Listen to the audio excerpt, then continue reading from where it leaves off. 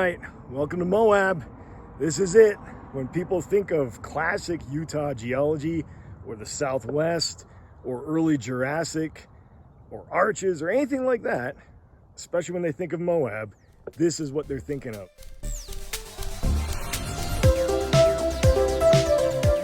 They're thinking of arches. These are sandstone bodies that have eroded in a very special and spectacular way. This is Wilson Arch. It's the first major arch you're going to see coming in from the south. So I've just driven in from Colorado by way of the San Juan Basin. In a different video, we went and looked at a UFO crash site down in the San Juan. So we went through New Mexico, up into Colorado, and now here we are entering the Moab area, and we've hit Wilson Arch. This arch is actually in the Entrada Sandstone. I mentioned the Entrada in a previous video, and the one with the San Juan. It's part of that San Rafael group. A lot of people think this is Navajo sandstone. It's not. It's actually younger than that. It's still Aeolian, but it's about 180, 190 million years old. Maybe the Navajo's around 200. So it's part of that mixed sand, sea / tidal environment, primarily Aeolian dunes. And if we just kind of look around the vicinity, you see there's this combination of pinyons, but in the background behind me, you see big spectacular Aeolian dunes. They're all around here. So these are fossil sand seas, fossil ergs, a lot like the Namib Desert or the Sahara. So what we're gonna do now is we're actually gonna go lay hands on the Entrada sand. We're gonna go look at the arch in person, see what it's all about, see what kind of facies it has, what kind of grain size, just see what we can figure out about why it is the way it is. And we'll talk a little bit about how arches form. Stick around, you're not gonna wanna miss this. All right, our first stop along the way up to the arch, which is still up there, is down this massive looking bench of sand. And what's really cool about it is if we look at the details of it, you can start seeing very fine grain lamination. Now this is pretty similar to what I was showing you guys in a different video in the Casper Formation in Wyoming. But look at this, there's some coarse grain material and some fine grain. And then some coarse grain and some fine. So there's this alternation of coarse and fine, even in this apparently massive Aeolian looking sand. That's really interesting. We're seeing evidence of maybe little grain flows, avalanching, finer grain material blowing along.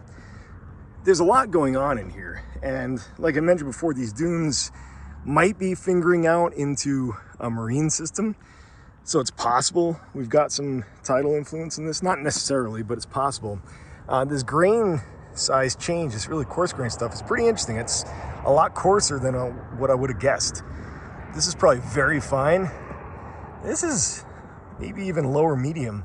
So interesting heterogeneity in here. Now, heterogeneity translates into the banding. You can see some slight banding in here. Different layers are a little bit more resistant or less resistant. You see color changes. That's all because of the difference in the porosity and impermeability associated with the grain size. So looking across, you can start picking out ledges that are very heavily eroded, big massive looking sands that have striations in them. That's all because of differences in grain size and composition. So we're gonna take a look along here a little bit and then head on up and see what we see. Oh look, there's somebody dangling. Spider-Man is alive and well, and he's here in Moab. Who knew? It's really noticeable here. You see these big through-going surfaces that are separating the individual bodies of sand one from another. Those are depositional surfaces. Those represent big changes in accumulation of the big sand dunes below and then the sand dunes above. Those are bounding surfaces. And Aeolian deposits, these are Aeolian, which means wind-blown. It's from the Greek aeolus. They develop these bounding surfaces in relation to things like standing water table, subsidence of the basin and accommodation, changes in climate. So they're pretty important regional markers. They don't go on forever, but you can trace them for pretty significant distances. They're very helpful. They're also pretty important for fluid flow. You can see, for instance, that upper part is very white, the lower part is red. The white has been completely bleached, probably by fluid flow. So fluids going through that sedimentary rock, have removed most of the iron oxide and the minerals. The stuff below still has it. If I was to make an educated guess, I would say it's higher porosity and permeability sand bodies above and lower porosity and permeability below. The higher poroperm stuff allows the groundwater or hydrocarbons to flow through and to have removed that reddish iron oxide. The lower permeability stuff inhibited fluid flow, whether it was water or hydrocarbons, and therefore kept that reddish material.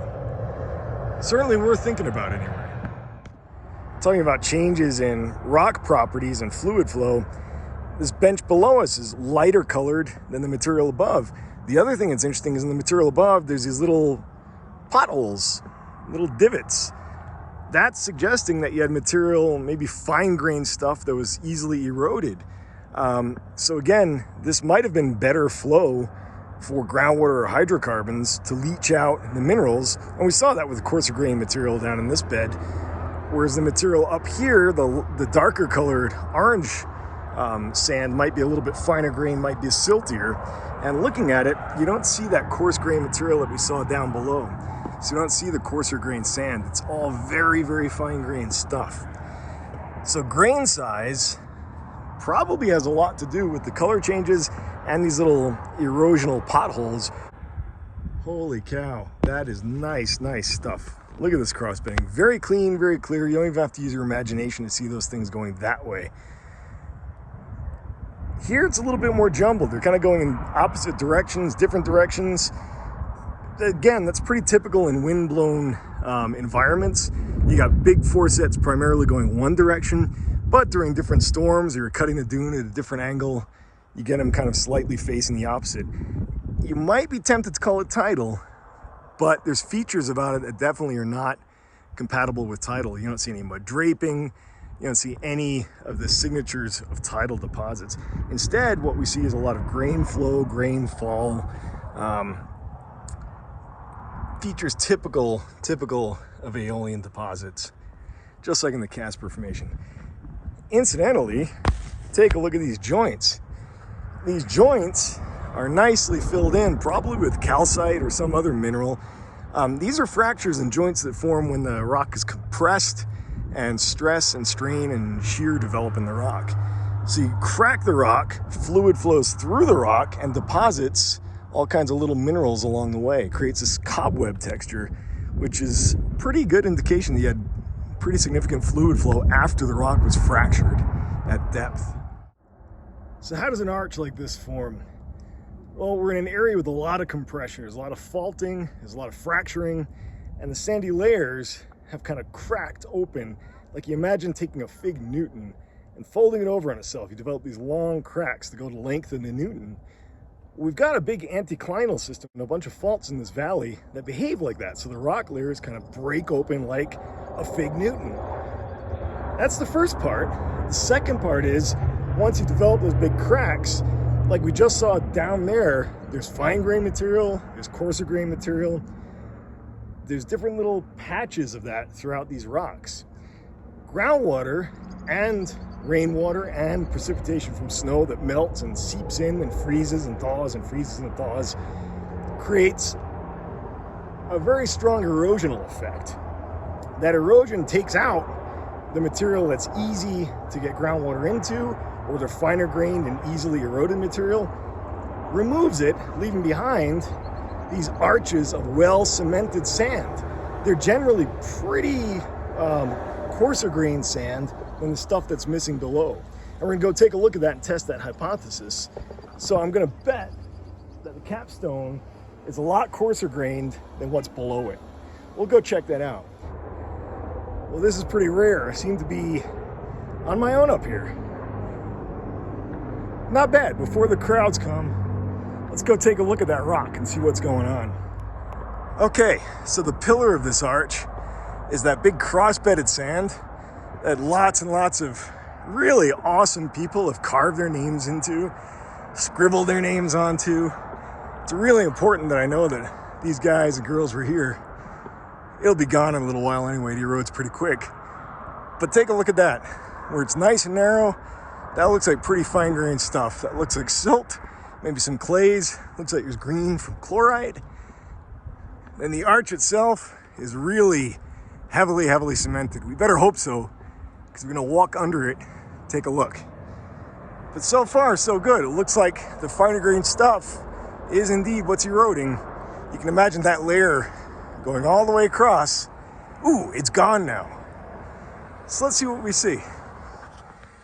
Big cross beds, big alien cross beds, lots of graffiti. Hey, that's people. What are you gonna do? There's the arch. Look at that, it's pretty homogeneous sand all the way down. You don't see any facies change, no grain size change. That's homogeneous. This is all homogeneous. Where it's not homogeneous is right there in the little crook, and you can imagine where it would have been. Let's examine the crook. Yep, sure enough. That is some pretty fine-grained, silty, muddy material. The lighter colored stuff might be wash. It's coming out of the sediment above. It's salts and things that are eroding, percolating through.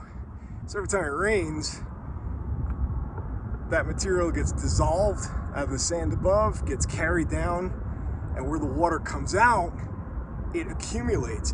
Just like if you have a tea kettle or a shower head and you live in a place with a lot of minerals in the water, same exact concept. And sure enough, the stuff above, nice and homogeneous sand. You can start to see some arches forming across the way too. There's little ones, there's moderate sized ones, but you can see kind of the various stages of how they form. So they start off small, and gradually they enlarge. So if you came back here in about another couple of thousand years, those little baby arches over there, and that bigger one around the corner, are gonna look just like the one we're standing at. That was pretty cool. We got to look at the arch up close and personal. We looked at the facies that are making up the cliffside below it. We looked at the sediment in it. We looked at changes in grain size. We talked a little bit about porosity, permeability. We saw how it's affecting arches. We talked about hydrocarbons and water flowing through this stuff. Not bad for the first stop in Moab. Please, if you come to Moab, get out, take a look at some of these rocks. Don't just drive by. But if you do get out and look at them, please, please, please don't carve your name. Don't write your initials.